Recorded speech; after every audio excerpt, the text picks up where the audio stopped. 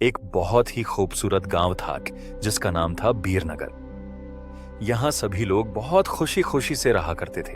गांव में सभी कुछ अच्छा चल रहा था और इसी बीच अमेरिका से एक फैमिली अपने पुश्तैनी घर में रहने आती है। उस परिवार में पति पत्नी और उनका छोटा सा बेटा थे जो अपने हवेली में रहने आए थे। सभी के आते ही गांव वालों में खुशी की लहर दौड़ पड़ी, क्योंकि यह फैमिली कोई और नहीं बल्कि इसी गांव में रहने वाले एक पुराने जमींदार की थी और गांव वाले उनकी बहुत इज्जत करते थे। सब कुछ ठीक चल रहा था, लेकिन अचानक एक दिन इस परिवार के बच्चे की तबीयत अचानक बिगड़ने लगती है। सभी को लगता है मौसम का परिवर्तन हुआ होगा, लेकिन बात तो कुछ और ही थी। धीरे धीरे लड़के का चेहरा नीला पड़ने लगा। आनन फानन में परिवार ने डॉक्टर को बुलाया और डॉक्टर को भी कुछ समझ नहीं आया तो उसने पास में ही बने एक हॉस्पिटल में उन्हें स्वास्थ्य परीक्षण के लिए आमंत्रित किया ताकि बच्चे की बीमारी का पता लगाया जा सके। परिवार ने डॉक्टर की सलाह अनुसार हॉस्पिटल जाना जरूरी समझा। सारे परीक्षण होने के बाद भी कुछ नहीं हासिल हुआ। जैसे ही सारा परिवार गांव पहुंचा तो गांव के कुछ बुजुर्गों ने बच्चे की हालत देखकर उन्हें ओंझा के पास जाने को कहा। आज भी गांवों में पुराने रीति रिवाज के अनुसार झाड़ फूंक करके इलाज करने की प्रथा कायम है।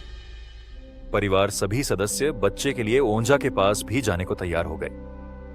गांव के पास ही पहाड़ी में एक बाबा रहते थे जो कि काली विद्या में भी माहिर थे। जैसे ही उनके आश्रम की सीढ़ियों में वह बच्चा अपने परिवार के साथ पहुंचा तो ओझा जोर जोर से चिल्लाने लगे, तू क्यों आई है? इतने बरसों के बाद भी तेरा बदला शांत नहीं हुआ।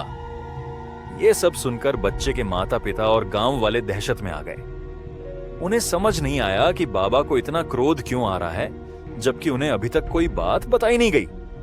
लेकिन बाबा तो काली माया में पारंगत थे। इस वजह से उन्हें रूहानी ताकतों को पहचानना आता था। सभी लोगों ने आश्रम में प्रवेश किया, लेकिन बाबा ने केवल उस बच्चे को पास आने को कहा। बच्चे की हालत बहुत ही खराब थी। उसकी आंखें लाल हो चुकी थीं, उसका शरीर नीला दिखाई पड़ रहा था और उसके शरीर का तापमान आम बुखार से कहीं ज्यादा। ओंझा ने विभूति उठाकर के बच्चे के मुंह पर फेंका। बच्चा जमीन पर लेट गया और जोर जोर से हाथ पैर हिलाने लगा। किसी को कुछ नहीं समझा रहा था कि बाबा की विभूति से क्या चमत्कार हुआ कि बच्चा अपने आप जमीन पर लेटकर ऐसी हरकतें करने लगा। तभी अचानक बच्चा अपने पैर की उंगलियों के बल खड़ा हो जाता है और बहुत ही खूंखार औरत की आवाज में ओझा को उसके पुराने नाम से बुलाया, अरे वो प्रेमनाथ, मैं तुझे नष्ट कर दूंगी। लड़के का ऐसा स्वर सुनकर उसके मां बाप घबरा गए। लड़के को इस अवस्था में देखकर उन्हें कुछ समझ नहीं आ रहा था कि ऐसा क्यों हो रहा है। तभी ओझा ने एक मंत्र पढ़कर बच्चे को अपने काबू में किया। सारे गांव वाले ओझा से पूछने लग, बाबा ये सब क्या? ये बच्चा ऐसा क्यों कर रहा? तभी ओझा ने बताया कि इसके अंदर कोई चुड़ैल आ चुकी है जो कि आज 70 साल पहले चोरी के आरोप में जिंदा जला दी गई थी। उसे ऐसी सजा देने वाले कोई और नहीं बल्कि इसी बच्चे के दादाजी थे और वह चुड़ैल अपना बदला लेने इसलिए आई है क्योंकि वह गर्भवती अवस्था में जिंदा जली थी और उसके कोख में पल रहा मासूम बच्चा भी जल गया। इसी वजह से वह उस वंश बच्चे को भी दर्दनाक मौत देना चाहती है ताकि उसका बदला पूरा हो सके। ये सारी कहानी जानने के बाद उसके परिवार वाले ओंझा के सामने गिड़गिड़ाने लगे और अपने बच्चे की जान की भीख मांगने लगे। तभी ओंझा ने अपनी घोर तपस्वी शक्ति से मंत्रों के उच्चारण के साथ उस चुड़ैल को मासूम बच्चे से बाहर निकाल दिया और कुछ ही क्षणों में बच्चा सामान्य हालत में आने लगा। सभी को लगा कि सब कुछ हमेशा के लिए ठीक हो गया, लेकिन यह तो एक शुरुआत थी। सभी को लगा कि सब कुछ ठीक हो गया। बच्चा अब सामान्य दिख रहा था। उसके चेहरे का नीला रंग गायब हो चुका था और वह शांत होकर अपनी मां की गोद में बैठा था। लेकिन उस रात हवेली में कुछ अजीब होने लगा। आधी रात को अचानक हवेली के पुराने घड़ी घर की घंटी अपने आप बजने लगी। टन टन टन। बच्चा अपने बिस्तर पर बैठा था। उसकी आंखें खुली थीं, लेकिन वह सोया हुआ था। मां ने देखा तो डर के मारे उसकी आवाज ही नहीं निकली। बच्चा धीरे धीरे बिस्तर से उतरा और हवेली के पुराने तहखाने की तरफ चलने लगा। पिता ने उसका पीछा किया। तहखाने का दरवाजा अपने आप खुल गया। अंदर घना अंधेरा था। दीवारों पर पुराने जमींदारों की तस्वीरें लगी थी।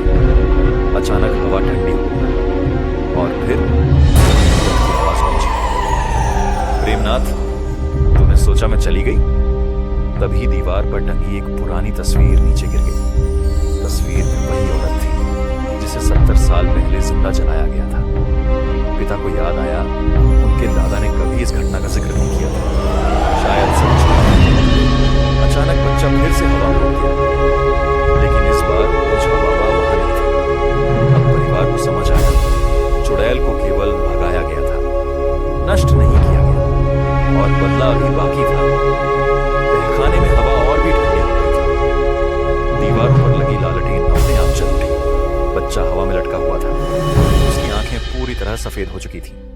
अचानक वही खौफनाक आवाज गूंजी, इस वंश का अंत होकर रहेगा। पिता घुटनों के बल गिर पड़े। हमसे गलती हुई। हमारे पुरखों से जो पाप हुआ उसकी सजा इस मासूम को मत दो। तभी तहखाने की जमीन हिलने लगी। दीवार के पीछे से एक पुराना गुप्त कमरा खुल गया। अंदर एक लोहे का संदूक रखा था जिस पर राख और जली हुई लकड़ियों के निशान थे। मां कांपती आवाज में बोली, यही है वो जगह है जहां उसे जलाया गया था। जैसे ही संदूक खुला, अंदर से आधी जली हुई पायल और एक टूटा हुआ कंगन मिला, और उसी क्षण एक धुएं का गुब्बार उठकर औरत का आकार लेने लगा। अब वह साफ दिखाई दे रही थी। झुलसा हुआ चेहरा, आग से जली हुई त्वचा और आंखों में बदले की आग। वह चीखी, मेरे बच्चे को तुमने जलाया, अब मैं तुम्हारे वंश को जला दूंगी। तभी अचानक बच्चे के गले में पहनी हुई एक छोटी सी चांदी की ताबीज चमकने लगी। यह वही ताबीज थी जो उसकी दादी ने मरने से पहले उसे पहनाई थी। ताबीज से तेज रोशनी निकली और कमरे में एक और आकृति प्रकट हुई। वह बच्चे की दादी की आत्मा थी। दादी की आत्मा बोली, बहन, बदले से तेरा दर्द कम नहीं होगा। तेरे साथ अन्याय हुआ, लेकिन इस मासूम का क्या दोष। कुछ क्षण के लिए चुड़ैल की आंखों से आंसू बहने लगे। उसके चेहरे की क्रूरता धीरे धीरे दर्द में बदलने लगी। दादी की आत्मा ने हाथ उठाकर कहा, मैं वचन देती हूं, इस वंश में अब कभी किसी पर अन्याय नहीं होगा। तेरी आत्मा को शांति मिले। तभी चुड़ैल ने बच्चे की ओर देखा और धीमे से कहा, अगर सच में प्रायश्चित होगा तो मैं लौटकर नहीं आऊंगी। धीरे धीरे उसका शरीर राख बनकर हवा में बिखर गया। बच्चा जमीन पर गिर पड़ा, लेकिन इस बार वह पूरी तरह सामान्य था। हवेली में सन्नाटा छा गया। सभी को लगा अब सब खत्म हो चुका है।